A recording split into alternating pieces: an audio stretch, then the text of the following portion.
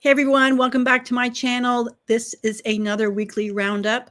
We have a lot of great information. Again, I'm just so happy for Johnny Depp and his friends and associates that such good stuff is happening for him, and we can finally get away from the other past issue.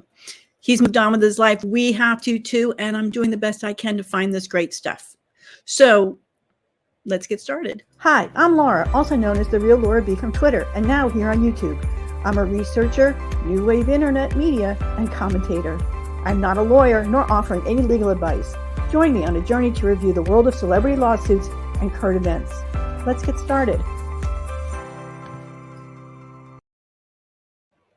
Hey everyone, yeah, we have had a lot of great news coming out, and I usually save the best for last, but this one is too good to wait on, and I want to start with that right off because I think it's so important to show good things for Johnny Depp coming forward.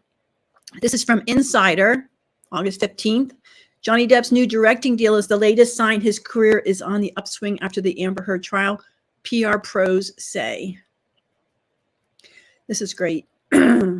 He's directing a movie for the first time in 25 years. Public relations professionals told Insider the career appears to be on an upswing, and Johnny Depp was always likely to emerge from the Heard-Depp legal saga with plenty of opportunities left in his career. Things seem to be looking up for Johnny Depp. The actor has performed with Jeff Beck, signed a 7-figure deal with Dior, will star in King Louis XV in a new movie, and will now direct for the first time in over 2 decades. For Hollywood public relations professionals, the recent deals are telltale signs that Depp's career is in the upswing just weeks after his defamation trial against ex-wife Amber Heard came to a close. The news of Depp's return to the big screen is the latest clue that his career is fully back in action. Evan Neerman, CEO of global PR firm Red Banyan and author of Crisis Averted, told Insider, adding that it was highly unlikely that Depp ever would have been without work. We should expect the floodgates to open now that the trial is behind him, Neerman said. We are seeing the first signs of it already, with more likely to come. Depp was embroiled in a legal battle with Heard for months, and we know he came out victorious. Johnny Depp was always likely to emerge from the Heard-Depp legal saga with plenty of opportunities left in his career, Newman said. The lack of conclusive evidence that he committed the abuse alleged by his ex-wife has put him back in the category of Hollywood superstar from which he was only temporarily sidelined. Eric Schiffler, the chairman of Reputation Management Consultants, noted that the trial cemented Depp's ability to have a strong second act. Schiffer added that Depp's decision to re-enter Hollywood as a director is an interesting bridge back, but said that he will likely be successful because it doesn't put direct pressure on him as the star in the spotlight. It allows him to naturally get as much attention, not get as much attention. Neerman said Depp is still eternally bankable despite negative attention by the news. I agree. And that attention to the news is being force-fed. Johnny Depp invested a lot in terms of his time, energy, and financial resources to clearing his name, and it seems to be paying off in the end, Neerman said, adding that he will soon be cashing plenty of Hollywood checks from studios who are eager to work with him now that his reputation has been revived. Neerman pointed to a new generation of fans, namely Gen Z and millennials, who were introduced to Depp from following the trial on TikTok and other social media platforms as another reason contributing to his new wave of fame. And I remember Camille Vasquez had mentioned that in an interview that a lot of young people watched the trial and they are very much fans of Johnny. Schiffer agreed, noting that many producers will not be able to ignore the global fan base exuberance that was demonstrated through social and the media post-trial, leading to a new wave of work for Depp. Schiffer even predicted seeing Depp back on the big screen in the next year. Meanwhile, Neerman said Heard is unlikely to find many Hollywood doors open to her after the trial. So yes, we already knew he has the French movie, but this one is going to be with co-produced with Al Pacino, so it's definitely a Hollywood film. She made a choice to step out publicly and drape herself in the flag of Me Too, but the jury and the public did not find her credible, Neiman said. But Schiffer thinks it's foolish to count the star actress out. Amber is appealing and has confident counsel, and her career will continue and there'll be opportunities for her, Schiffer said, adding that she was able to win on appeal, that many more opportunities will open up. But for now, Depp, who's raking in the opportunities. Sorry about this, allergies. Appeal or no appeal, however that works out, everybody saw the trial. Everybody saw the trial. You can't unsee what you saw. The jury unanimously found that Amber Heard had lied with malice.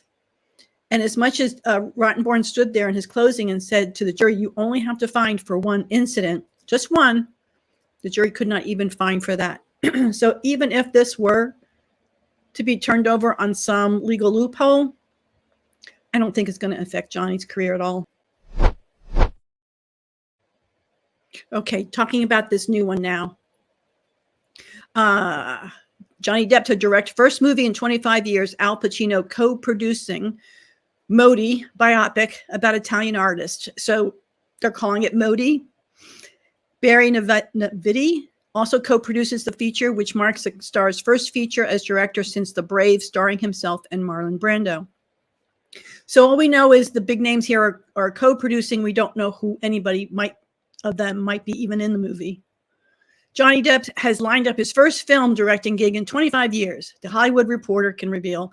A quarter of a century after he directed both himself and Marlon Brando in 1997's The Brave, his feature directorial debut, Depp is set to get behind the camera for Modi, about Italian artist Amedeo Modigliani, and will co-produce alongside Al Pacino and Barry Navidi. Based on the play by Dennis McIntyre and adapted for the screen by Jerry and Mary Kromolowski, the film will tell the story of the painter and sculptor in Paris in 1916. Long considered by himself a critical and commercial failure, Modi navigates a turbulent and eventful 48 hours that will become a turning point in his life, ultimately solidifying his reputation as an artistic legend.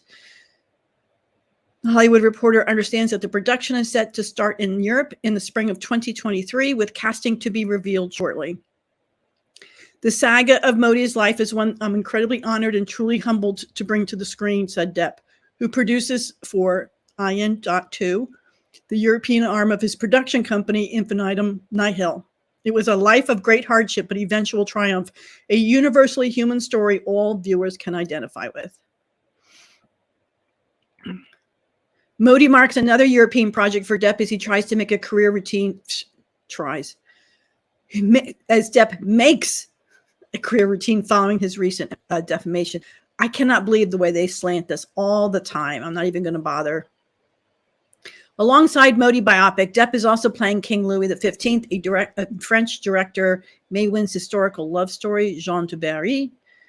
She started shooting in late July and is Depp's first feature in 3 years. The film also marks the next collaboration between Pacino and Navidi, who have previously worked together on features including The Merchant of Venice, Wild Salome, and Salome, both produced alongside IN2 and Depp.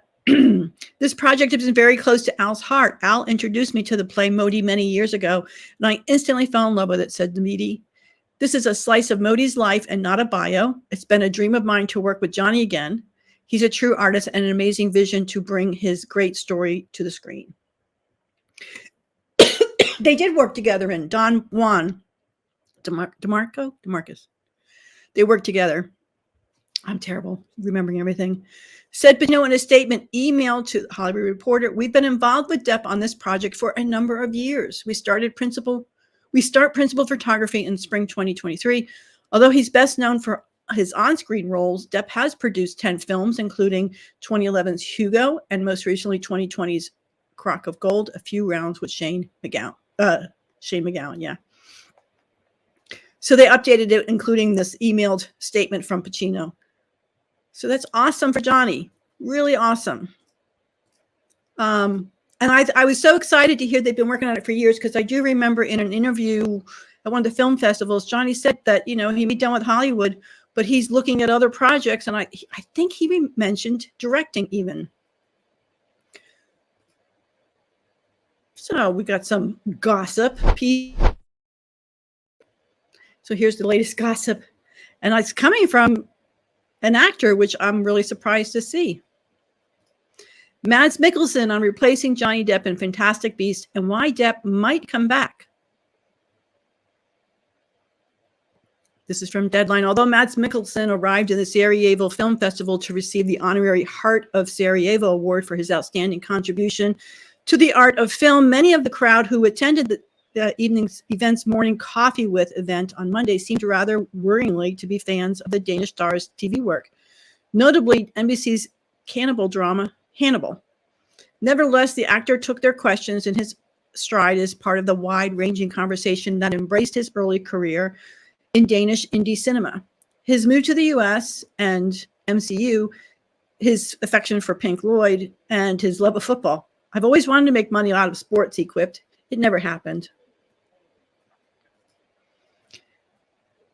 Speaking of his most recent release, Fantastic Beasts, The Secrets of Dumbledore, in which he played Gellert Grindelwald, Mikkelsen admitted he had concerns about replacing Johnny Depp, who withdrew from the franchise due to his much-publicized court case with his ex-wife. He also hinted at Depp's possible return. It's very intimidating, said Mikkelsen. Obviously, well, now the course has changed. He won the suit, the court case, so let's see if he comes back. He might. I'm a big fan of Johnny. I think he's an amazing actor. I think he did a fantastic job. Having said that, I could not copy it. There was no way there was no way I could just copy it because it's so much him. It would be creative suicide. So we had to come up with something else, something that was mine, and build a bridge between him and me. So yes, it was intimidating. His fans were very, very sweet, but they were also very stubborn. And I think they saw that at the box office. I didn't interact too much with them, but I could understand why their hearts were broken. So this article goes on about Mads, thinking back to earlier days after making his debut in Nicholas Winding's Refs Pusher. It feels like it's missing a vowel in there. Pusher as a late starter at the age of 30, Mikkelsen explained that the 90s were a pivotal time for Danish cinema.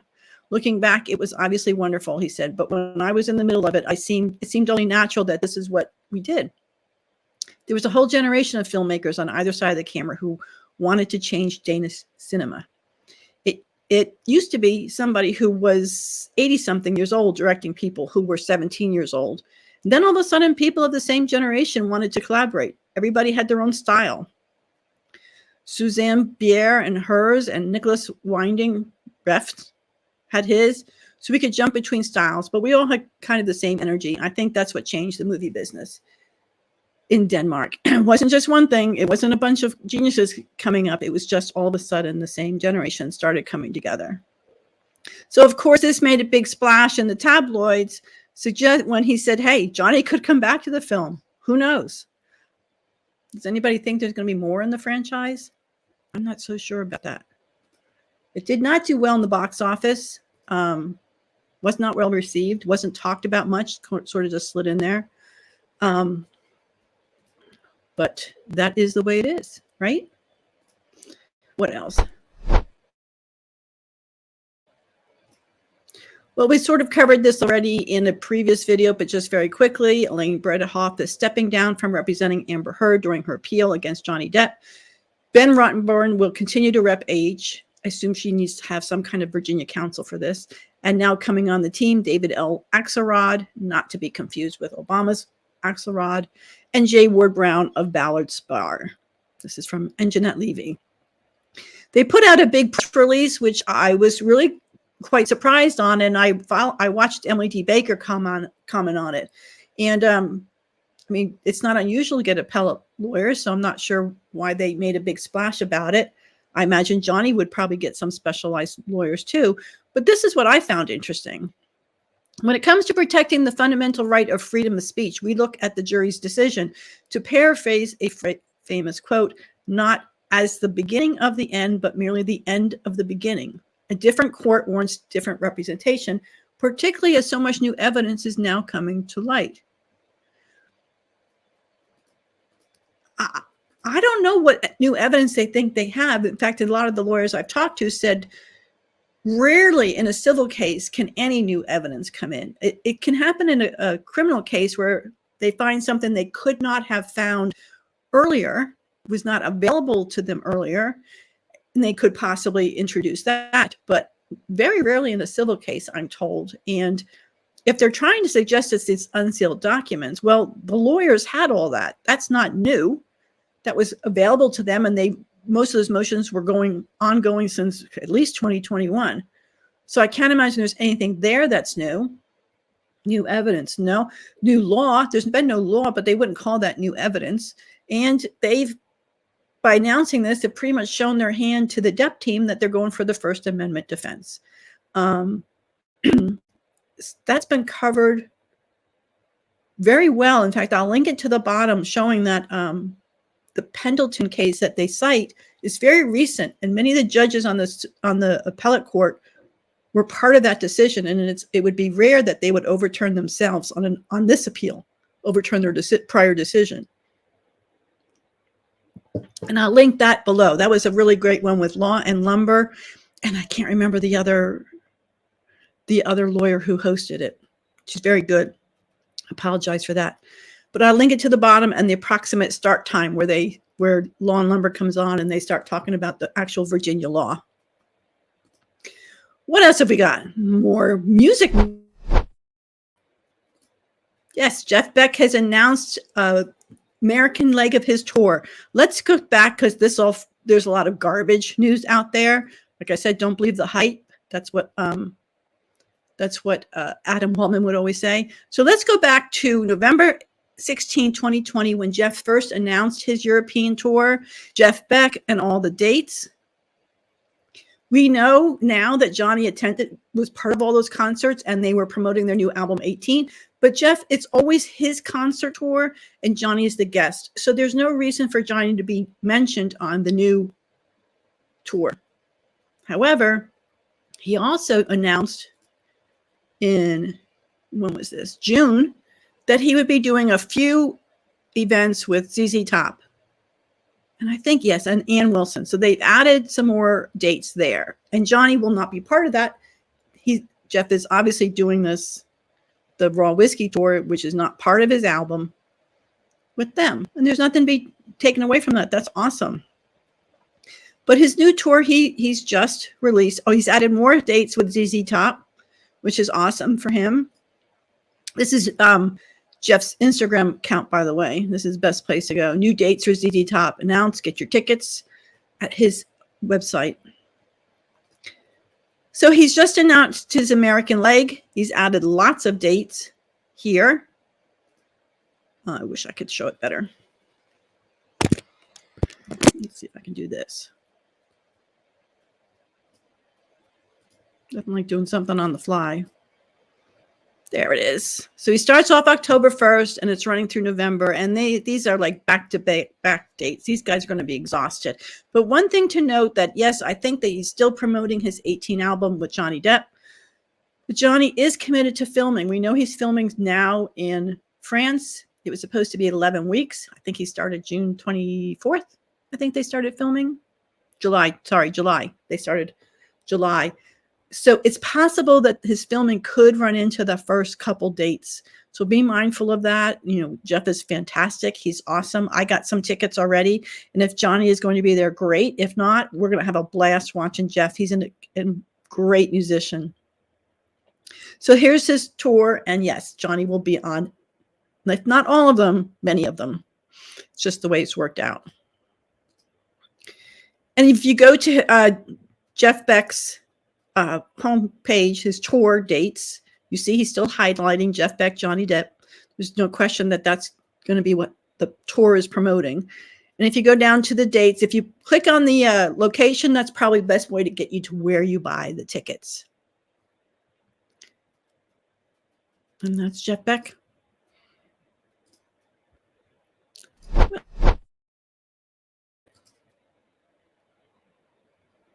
Johnny posted on Instagram. And that's always exciting. Every time he posts, and he's doing it more often. This was posted 4 days ago.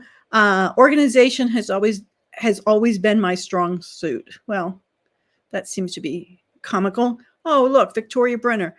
That is Yul Brenner's daughter, and she is the luxury product agent for Dior. So she is very much involved with Johnny and his Dior campaign. So let's see if I can shoot in this a little bit better. Here he is. So we've got, it looks like it's his France house with the stone walls. And I'm only guessing. We've got a piano back here. He's working on some art. I don't know if that's a painting or skeleton, plastic skeleton. Not sure what this is. Radiator, which makes me think it's in France. I don't know if that is a shredder or maybe humidifier or dehumidifier. His guitars, his beloved guitars, he'll always have. Painting on the ground and all kinds of sketches and whatnot. I find it interesting to have this chair sitting here with no end table. So I'm just used to, you always want to put something next to you. And here's Johnny on a soft, comfy couch. His guitar, his camera, taking pictures of books, maybe? Or maybe he's not taking pictures. Maybe he's looking at pictures he's taken. But some fans had a lot of fun with this, and so did the media. I'll go back to that one. So Adam took a similar picture that everybody's excited about. This was April of 2020, another picture inside Johnny's home. I think this is what he considers his studio home because I recognize the picture of his dog that he painted back there. All the guitars. So many cars.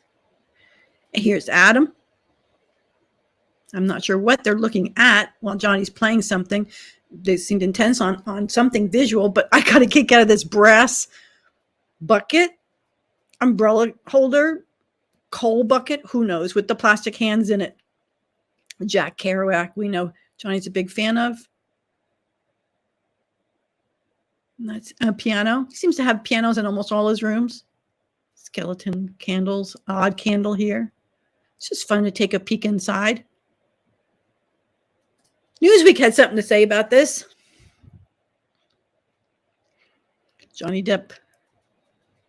The picture's taken from a high angle as Depp is seen sitting on a couch while the rest of the room is filled with artistic items. Multiple guitars can be seen, a piano, and various pieces of artwork on canvases can be seen spread around the room. The image and the caption delighted some of Depp's notable supporters, including musician Patti Smith, chef Julien Dugourd, photographer Christy Mitchell, and her studios look the same, said her studios look the same, and British-Irish painter Francis Bacon had the same messy habits.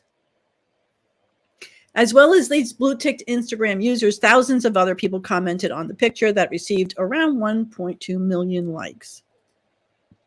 Where is he now? 1.4 million. A brilliant mind. This is the mind of a talented creator, and I love it. Were just some of the top-rated comments from Depp's fans.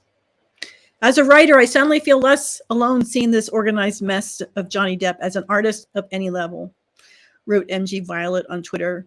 As they compared a picture of Depp's workspace with their own, another user, Eric Twan, called Depp a creative genius at work and shared Depp's Insta post. Upon closer inspection of the room, Depp is sat in. A painting of an unidentified man can be seen on the floor, though he bears a resemblance to Depp. I don't think so. There's a painting of a skeleton. I think it's a skeleton because maybe that's the canvas there. Oh, it's on a stand. So yeah, skeleton. Better up close, seeing it close up. And there are various other paintings and books spread around the room. His guitars, of course. And this is the man they're trying to guess. Well, if I were to guess, I'd say Tim Burton. But let's see what other people are guessing. Portrait of Al Pacino.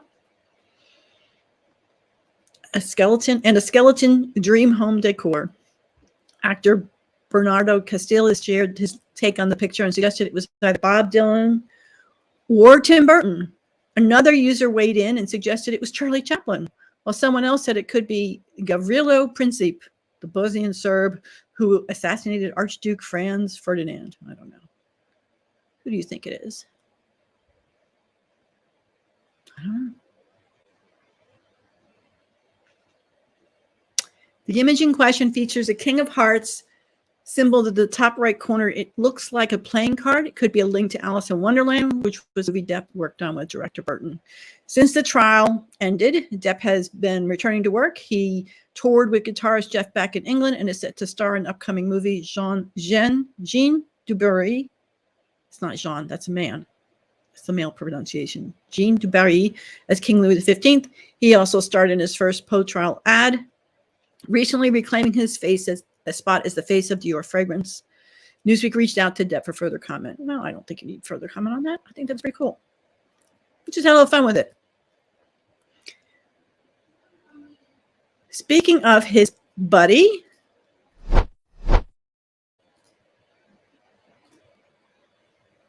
finally we have the Wednesday trailer.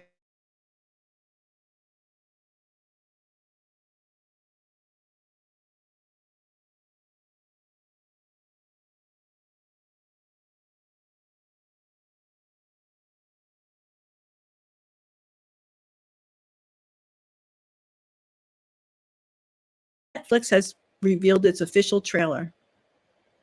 From the mind of Tim Burton, the series follows you star Jenna Ortega as Wednesday, the twisted teenage daughter of Morticia and Gomez Addams.